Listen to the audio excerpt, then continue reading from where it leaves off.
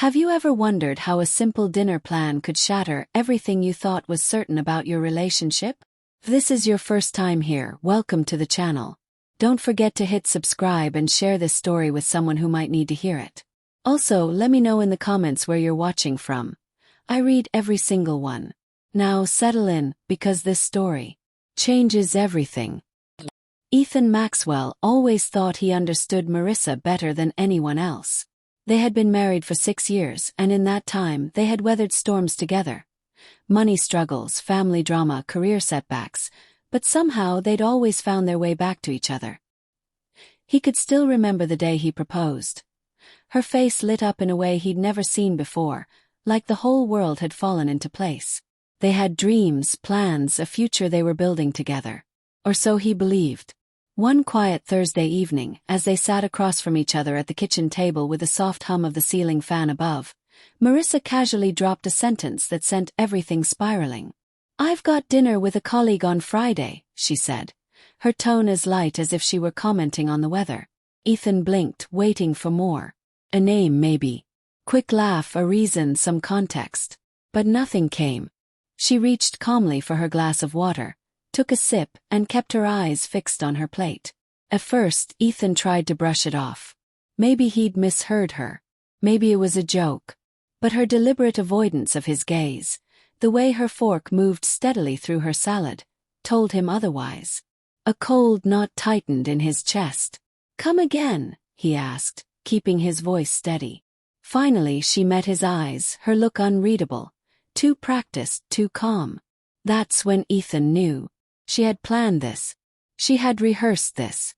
"It's just dinner," she said simply, as though it were the most innocent thing in the world. "It doesn't change anything." Her words were so measured, so detached.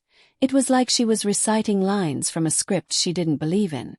Ethan's appetite vanished. His mind was screaming, but outwardly he stayed calm. He knew better than to give her the reaction she was likely hoping for. No shouting, no accusations, no theatrics. Instead, he inhaled slowly and let a small, almost amused smile curl at the corner of his mouth. "Okay," he replied casually, lifting his glass in a mock toast before taking a sip. Marissa's hand paused mid-bite. Barely noticeable, but Ethan saw it. She wasn't expecting that. Silence filled the room like fog. She kept her eyes low, while Ethan watched her without flinching. Then, with deliberate calm, he added, "Maybe I should try dinner with someone too. Just to see how it feels." That made her flinch. She looked up quickly, her mask slipping for a second, revealing something raw underneath. "You've met someone?" she asked, struggling to sound unaffected. He shrugged with ease, leaning back in his chair. "There's a woman I see at the gym sometimes. We talk here and there. Might be fun to grab a meal." He watched as the color drained from her face, her grip tightening on her fork. For the first time that night, Ethan felt in control. She hadn't expected this. Her fork hovered in the air as she struggled to process what he'd just said. She tried to recover, forcing a hollow laugh. "You're serious?" "Why not?" he said, keeping his tone playful. "It's just dinner. Doesn't change anything, right?" Her legs started bouncing under the table, a nervous tic he knew too well. She was unraveling. "But we never talked about that," she muttered, barely holding her composure. Ethan leaned forward, locking eyes with her. "You brought this idea into the room, Marissa. Not me."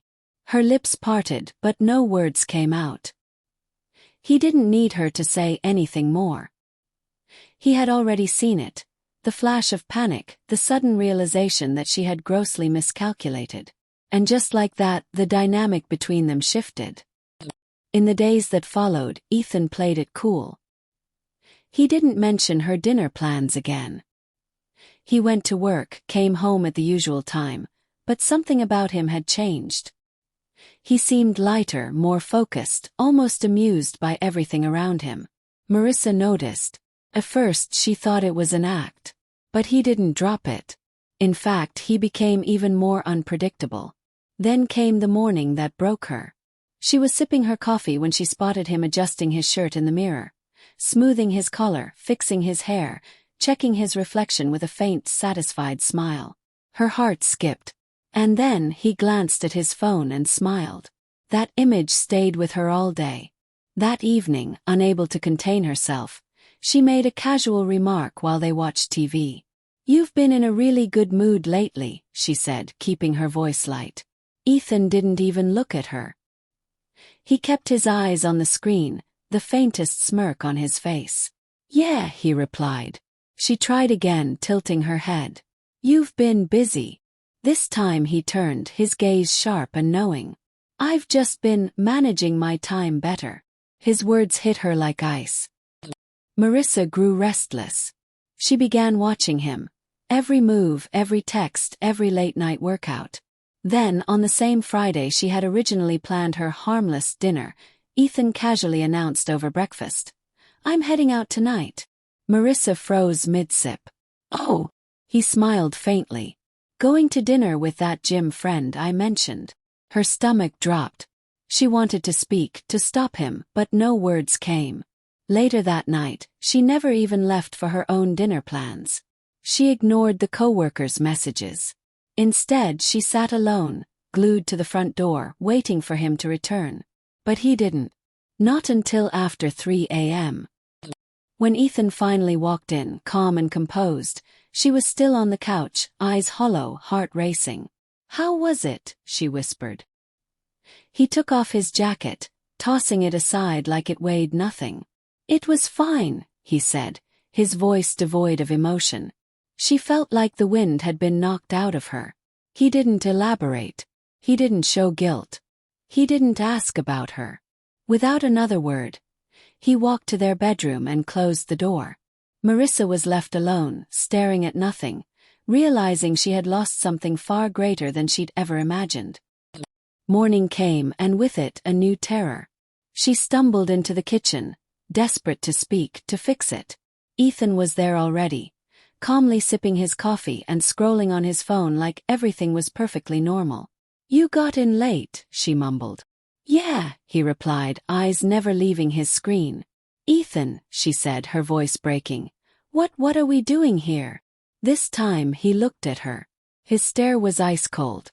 "You tell me," he said quietly. "Wasn't this your idea?" Her throat tightened. "I didn't think you'd actually go through with it." A short, humorless chuckle escaped him. "What did you expect, Marissa? That I'd beg you to stay faithful?"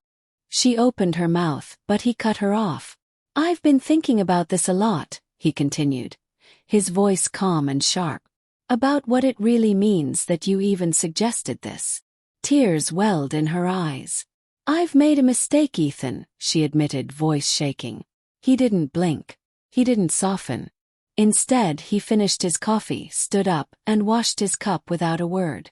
Then he turned to her, looked straight into her soul, and said the words that would haunt her forever. "Glad you finally showed me who you are." He walked away, leaving her frozen in her seat. Moments later she saw them, the divorce papers sitting on the table. Her legs gave out beneath her. She watched in horror as Ethan calmly packed a suitcase, zipped it shut, and grabbed his keys. "Ethan, please," she whispered, panic lacing every syllable. "We don't have to do this. We can move past it. I'll forget the dinner plan. You can forget yours too. We can fix this." Ethan paused at the door and turned back. But there was no love in his eyes, only clarity. "I'm not the one who needs forgiveness," he said, his voice steady and final. "I see it now. I deserve better." Without another word he walked out. And when the door clicked shut behind him, Marissa realized the brutal truth. He wasn't bluffing. The story was over. Now tell me, what would you have done in Ethan's shoes? Let me know your thoughts in the comments below. And if you found this story gripping, check out the others waiting for you here on my channel. Until next time, take care.